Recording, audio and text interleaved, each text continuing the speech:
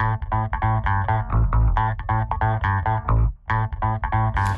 pacer test may be used instead of the mile run, so it obviously measures the same thing.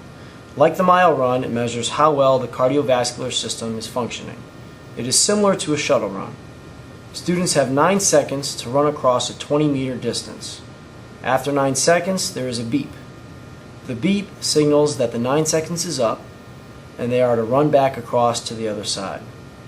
The objective of the test is to run as long as possible and complete as many laps as possible. Each minute, however, the time to get across the distance slightly decreases. The number of laps completed tells us what kind of shape a person's cardiovascular system is in. Among other reasons, we have chosen the pacer because it can be done inside or outside, and our research showed that student motivation was higher compared to mile run.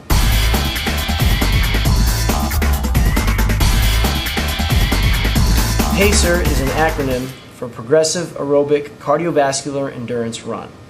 The objective of the test is to run as long as possible and complete as many laps as possible. I have the stereo ready to go with a cadence CD in it.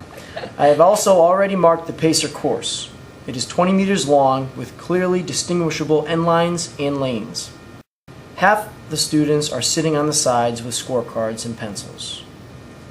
The other half are all on one end line, one student per lane, ready to go. When the CD starts, the students are going to have 9 seconds to get from this end line to the other end line. When they get there, they're going to stay there until they hear a beep. When they hear a beep, it means they can start heading back to the other side. The objective is to get across as many times as possible. After each minute, the time the students have to get across decreases by half a second. So after 1 minute, the students will have 8.5 seconds to get across.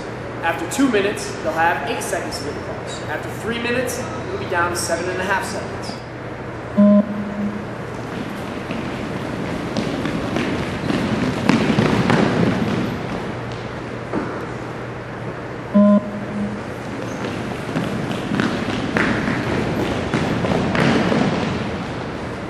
When this time decrease occurs, instead of a normal single beep, you will hear a triple beep. End of level 1. The first time a student does not reach the line before the beep, it is considered a correction, but the student is allowed to continue. When this happens, they do not have to continue to the line. They simply turn around where they are and immediately continue with the rest of the participants.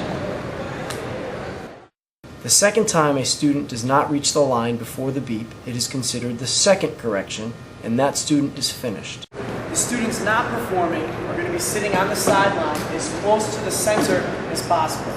Sitting near the center is going to allow them to see clearly both end lines.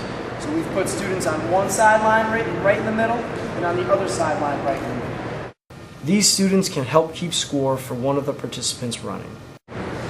Every time a student crosses the 20-meter distance, it's considered one lap. The first correction does count towards the total laps. The second correction does not.